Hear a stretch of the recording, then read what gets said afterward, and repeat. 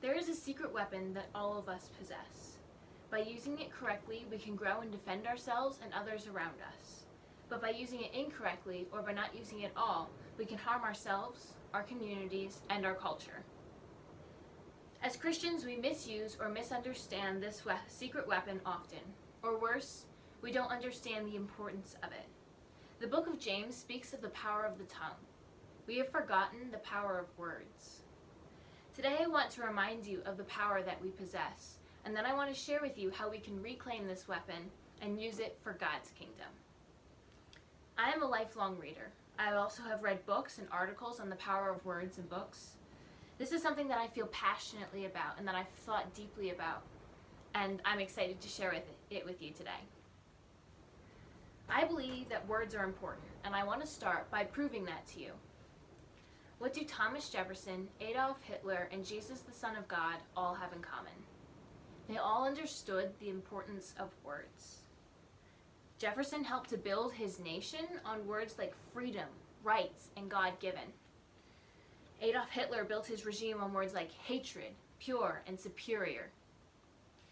Jesus built the Christian religion on words such as love, justice, and forgiveness.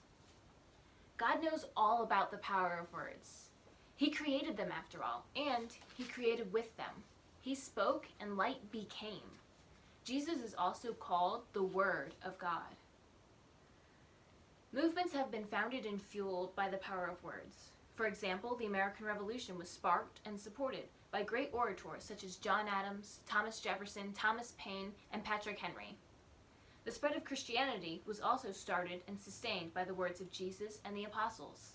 Think of the 3,000 who were baptized after Peter's sermon as recorded in Acts 2. Movements even today are raised and run on the power of words. Politicians, for one example, are known by their words and spend a great deal of time giving speeches. Other organizations and causes are always asking you to donate or volunteer through speeches or posters. I hope that you now better understand the influence of words. It is not something to be underestimated. However, words seem to have lost some of their value. Words are cheap. They're everywhere. We can communicate so quickly through text, email, and social media. Thus, we don't always think deeply about what we read or what we're saying. It's easier to say something that you don't mean or that you shouldn't say to a screen than it is to somebody's face. For Christians, words need to be especially important. We are given the living Word of God. Hebrews 4:12 says, "The Word of God is living and active, sharper than any two-edged sword, piercing to the division of soul and of spirit, of joints and of marrow, discerning the thoughts and intentions of the heart." This is a weapon that we are entrusted with. We are to be stewards of what God has given us, including the gift of language. We are also called to be deep thinkers. We are called to discern between the Spirit of God and the spirit of the world, or the lies. Also, 1 Peter 3:15 says that we need to have a ready answer for the hope that we have. This is a commonly used verse. Even my math teacher uses it to try to convince me that higher math is worth learning. But the reason why it's so common is because it's so true. Can you articulate your faith well? Can you argue intelligibly over issues that you feel passionately about? Can you think clearly and speak confidently? This isn't a crisis for the world at large. This is a crisis that affects the Christian community greatly. The enemy has stolen the power of words from us.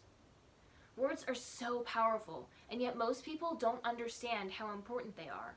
I myself am just coming to realize how much influence words can have. As Christians, we should not underestimate this weapon. Just as there are many causes to the general loss over control of words, there are also a number of solutions. Faced with this, we know what we ought to do. In order to reclaim the power of words, we need to be intentional. We need to think deeply. We need to analyze every word that we read and hear. We need to ponder our beliefs, and we need to practice effectively articulating what we believe. Certainly, deep thinking, speaking well, and learning intentionally are all things that we desire. Wisdom and rhetoric are godly traits, and as Christians, we ought to strive towards mastering these attributes. But all of this can seem overwhelming and even discouraging. Reading books is a good place to start. Reading grows empathy, experience, and wisdom. It can also help form deep critical thinking habits and forge lasting bonds between people. I want to show you how reading can do each of these things one at a time. Reading grows empathy and experience through storytelling. It does this by allowing you to feel what the characters are feeling and understanding their thoughts. Julianne Chiat reports on New York City-based The New School's research concerning the correlation between empathy and reading. She says for an article in the Scientific American that literary fiction improves a reader's capacity to understand what others are thinking and feeling. Miranda McKerney and Sarah Mears both work for Empathy Lab, a program that explores how stories boost empathy among students. They said on The Guardian that an emerging body of research highlights the power of stories to help children handle their own and other people's feelings. Books can also help you gain experience. Nonfiction books can teach you about a place, an object, or a person. Fiction books can take you to places that you've never been, some of them that aren't even on a map, as well as place you in situations or cultures that you might not get to experience otherwise. In this way, both fiction and nonfiction books can help expand your experience. Reading also helps to form deep critical thinking skills and develops wisdom. We need to carefully consider every word that we see and hear. This calls for us to think deeply, judge for ourselves, form opinions, and discover truth. Fiction does this quite well by presenting characters and authors with different worldviews and beliefs. This can lead to pondering the deep mysteries of our faith and wrestling with hard issues truthfully. Fiction can also lead us to question a character's life choices and understand their motivations, even if they're from a different culture or live a different lifestyle. In this way, books help encourage critical thinking and thus grow wisdom. And finally, books can bring people together. My mom has been reading to me and my brothers ever since we started homeschooling. She has read us theology and worldview books, as well as children's stories and novels. This is always a special time of day for us. The worldviews and life choices of characters and authors who can spark great discussions amongst friends as well. For believers, these discussions can be challenging, thought-provoking, and encouraging. And when speaking with non-believers, it can be a chance to make them think deeply about what they believe, share your beliefs, and possibly even share your faith. Books can also spark friendships. Author Irving Stone says, "There are no faster or firmer friendships than those formed between people who love the same books." This is so true. I have recently started a book club, and even though I didn't know most of the girls when I started it, I now know them so well, and I've gotten to hear their thoughts and beliefs through the books that we share. Reading books, both on your own and sharing them with others, has so many benefits. It's also very effective. But be warned, there is a cost to reading. It takes time and commitment. A book takes investment, but ultimately it is an investment in yourself, your community, and God's kingdom. However, the actual books themselves don't have to cost much. There are shelves full of books for only a few dollars at thrift stores and at the library. The library is also a great place to get books because most of them are free, provided that you return your books on time. But be warned, there are other costs to reading as well, and they are far more dangerous. You may find yourself acting with more empathy and understanding. You may find yourself thinking more deeply about other cultures, worldviews, and beliefs. You may find that you are able to intelligibly argue about an issue that you once found hard to articulate. You may find that you have a more ready answer for questions of faith. You may find within yourself a well of courage that has sprung up from both real and fictional characters. You may find yourself connecting deeper with God and with other people around you. You may also be inspired to stand up for what's right and for what you believe. There are, of course, more legitimate concerns as well. Your greatest fear may become overdue library books. Or you might find yourself thinking, what would this character do? It's a dangerous place to be for sure. Now that you have been properly warned as to the dangers of reading, I want to encourage you to make a habit of it. I want to challenge you.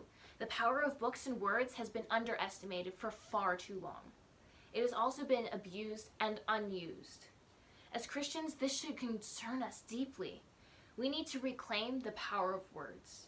There are skilled authors, teachers, and speakers who are paving the way.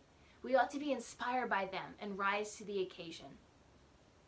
Language is a gift from God.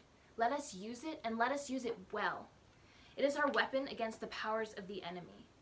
I want to challenge you to read just one book a month. Even this small commitment will inspire you and grow empathy and wisdom in you. Pat Bet-David, both a successful entrepreneur and YouTuber, encourages the employees of his company to read one book a month to encourage and inspire them. Even this small commitment is a huge step in reclaiming the power of words. I mentioned earlier 2 articles that I used in researching this project, but there are also 2 books that greatly influenced me. They're The Book Girl by Sarah Clarkson, an author of several books and a lifelong lover of books, and Honey for a Teen's Heart by Gladys Hunt and Barbara Hampton. Both of these books expound upon what I have spoken here and have a long list of suggestions of good books. In closing, I want to share with you 2 quotes. Madeleine L'Engle, a well-known children's author, said, "A book too can be a star, a living fire to lighten the darkness, leading out into the expanding universe." And Sarah Clarkson says, "The books I read deeply shape the person I am becoming day by day." Thank you guys so much for watching both this speech and all of my others. This class has been so helpful to me, and I've learned so much. I hope you have as well.